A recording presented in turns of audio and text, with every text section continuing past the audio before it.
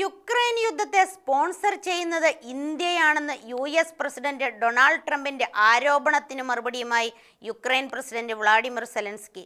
India മിക്കപ്പോഴും യുക്രൈന്റെ പക്ഷത്താണെന്ന് Zelensky പറഞ്ഞു.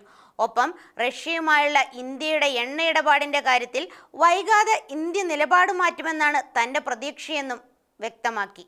റഷ്യയിൽ നിന്നും എണ്ണ വാങ്ങി ഇന്ത്യയും ചൈനയും ഉക്രൈൻ യുദ്ധത്തെ സാമ്പത്തികമായി സഹായിക്കുകയാണെന്ന് ചൊവ്വാഴ്ച UN പൊതുസഭയിൽ ട്രംപ് ആരോപിച്ചിരുന്നു.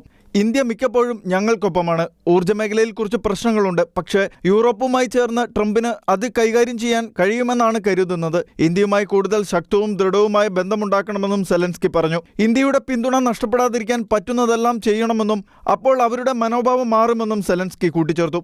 യുദ്ധം എത്രയും പെട്ടെന്ന് അവസാനിപ്പിക്കാനാകുമെന്ന് ശുഭാപ്തി വിശ്വാസമുണ്ടെന്നും അതുമായി ബന്ധപ്പെട്ട് ട്രംപുമായി നടത്തിയ സമീപകാല ചർച്ചകൾ ക്രിയാത്മകമായിരുന്നുവെന്നും സെലൻസ്കി പറഞ്ഞു. എന്നാൽ യുദ്ധം തീർക്കാൻ റഷ്യൻ പ്രസിഡന്റ് വ്ളാഡിമിർ പുടിൻ തയ്യാറല്ല എന്നും വിജയിക്കില്ല എന്ന് അദ്ദേഹത്തിന് ഉറപ്പാണെന്നും സെലൻസ്കി കുറ്റപ്പെടുത്തി.